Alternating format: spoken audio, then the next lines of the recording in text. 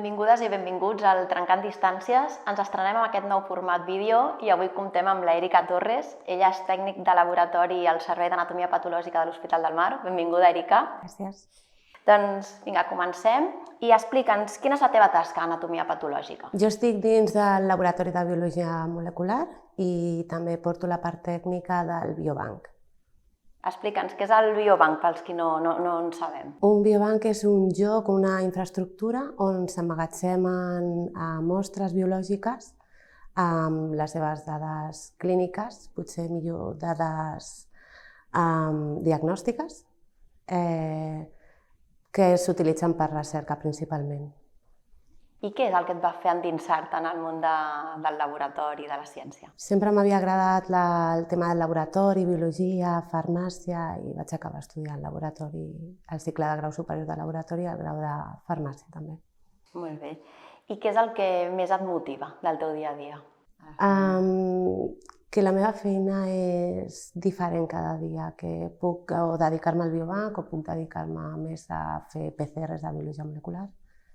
Sí, que aquest moviment, que no estigui en constant moviment i aprenentatge, podríem dir. No és molt monòton. I parlant de moviment, justament ara al servei esteu immersos en un trasllat, estreneu un nou laboratori, explica'ns què significa aquest nou espai.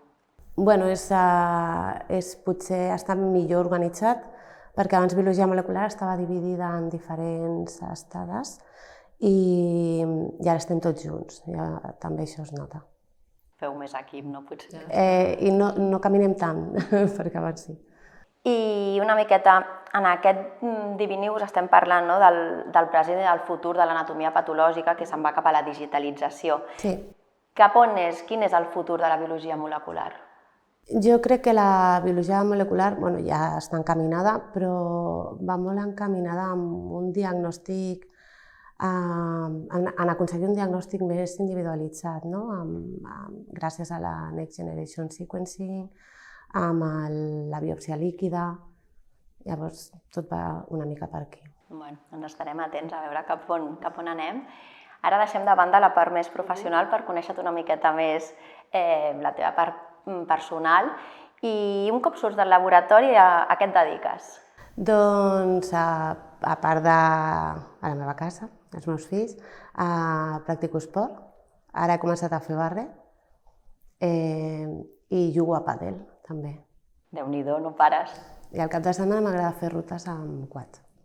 Explica'ns una miqueta què és això del barre, perquè sí que s'ha escoltat i es veu molt a les xarxes socials, i algunes famoses potser s'han estrenat amb aquesta disciplina, però explica'ns una miqueta més, tu que el practiques. El barre és una disciplina que barreja una mica el pilates amb ballet i exercici funcional.